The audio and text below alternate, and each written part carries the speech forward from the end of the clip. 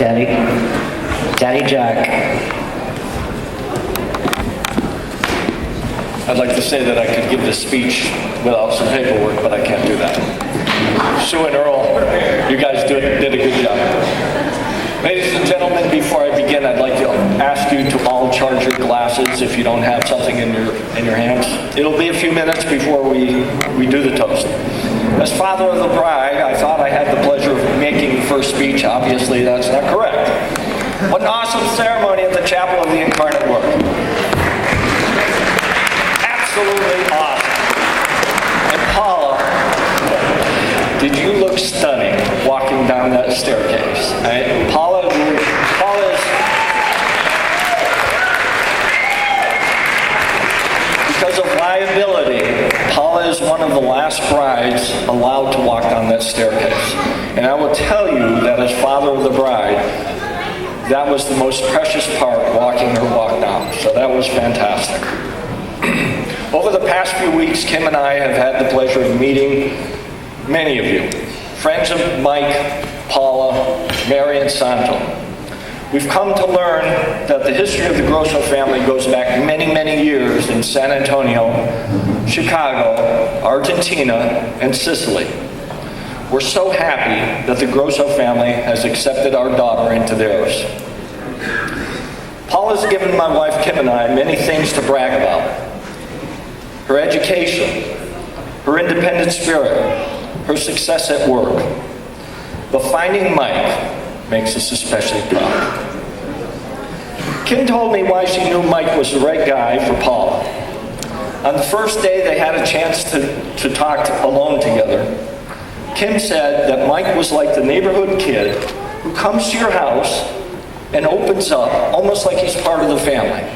Kind of like you, Ashley, when you came over to our house and Kim babysat for you, you opened up like you were part of the family. Well, Mike, today you're part of our family, and we're very proud to have you with us. We met Mike on a trip to San Antonio in November 2010. We were still jet lagging from our long trip from Thailand, but we wanted to have him over for a dinner. After we planned the meal, Paula told us more about Mike. His great Italian genes, his mom's great Italian cooking, all made from scratch and all very delicious. That got me to thinking that maybe inviting Mike over for a Costco lasagna dinner wasn't the best way to break the ice. To make matters worse, we didn't heat up the frozen lasagna. I'm pretty sure there were ice crystals in the piece that Mike had on his plate. There were ice crystals. But Mike devoured one piece, and then he had another. So I knew right off the bat that Mike was the right guy for Paul. The second thing that Kim and I really like about Mike is that he understands that when a man marries a Thai woman like Paula, it's traditional to reward the parents of the bride with strands of gold necklaces and a plump dowry. It's so nice to have an understanding son-in-law. Mike, I am so happy that you married our daughter. You're a hardworking, talented, and ambitious young man. As a lieutenant in the fire department, you provide a great service to the citizens of San Antonio. I know your second love is rebuilding your 1972 Firebird, but I know your first love is our daughter Paula, and you want her to have the best.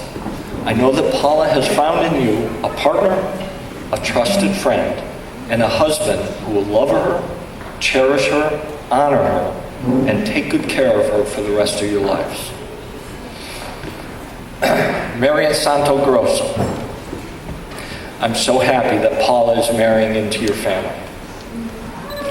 The 40-odd homes that you built, Santo, and the 70-odd children that you've helped raise, Mary, serve as proof of your hard work and conviction to high standards.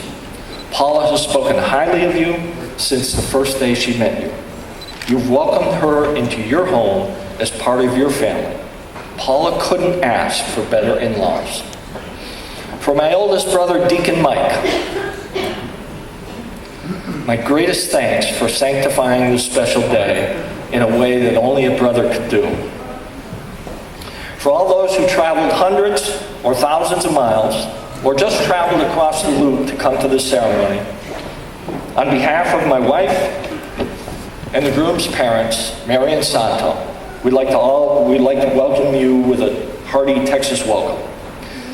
It's traditional for the father of the bride to give some advice on the subject of marriage.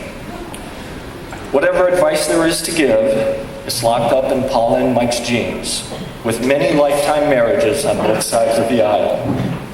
The best advice I can give to Paula and Mike is the simplest. Follow in your parents' footsteps. For Mike, we welcome you to our family, as your parents have welcomed us to theirs. Finally, if you would all be upstanding.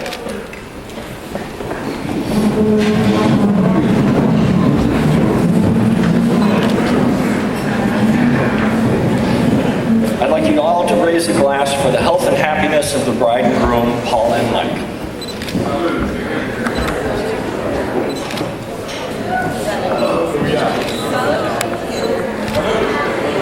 I raise my glass to toast my daughter and the man she has chosen to be her life companion. Paula has dreamed of this day for a long, long time since she was a young girl, and now her dream has come true, complete with her very own Prince Charming. Paula and Mike, I wish you much love and happiness in your new life together. Salute. I love you.